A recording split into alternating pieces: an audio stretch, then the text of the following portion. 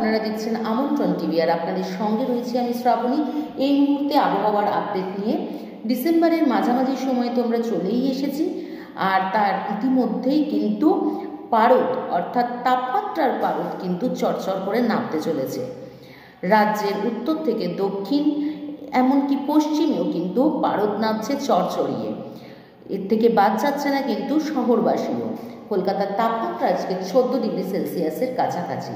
তো বলাই যেতে পারে রাজ্যবাসী কিন্তু জাঁকিয়ে ঠান্ডার আমেজ উপভোগ করতে চলেছে। দক্ষিণের জেলাগুলির দিকে নজর রাখলে আমরা দেখতে পাবো যে বাঁকুড়া, পুরুলিয়া, মেদিনীপুর এই সমস্ত জেলাগুলিতে কিন্তু তাপমাত্রা প্রায় 10 ডিগ্রির নিচে নেমে গিয়েছে। তার সাথে সাথে কিন্তু কুয়াশার দাপটও রয়েছে ভোরের দিকে।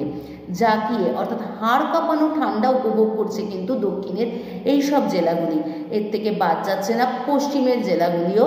পশ্চিমের জেলাগুলিতে কিন্তু এই মুহূর্তে তাপমাত্রা 10 ডিগ্রি সেলসিয়াসের কাছাকাছি রয়েছে।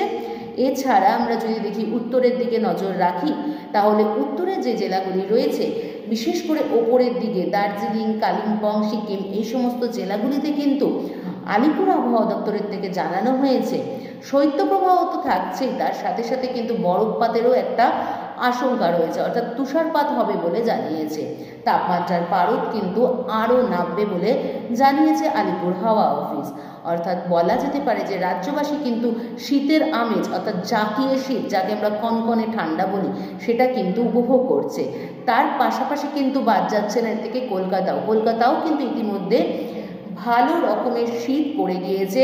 মাঝে মাঝে কিন্তু শৈত্যপ্রবাহ হতে পারে বলে নির্দেশ দিয়েছে আলিপুর আবহাওয়া দপ্তর।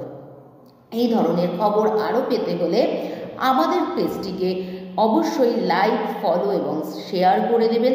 তার সাথে সাথে কিন্তু সাবস্ক্রাইব করতে ভুলবেন না। আমন্ত্রণ টিভি দেখুন, জানুন, মেতে উঠুন।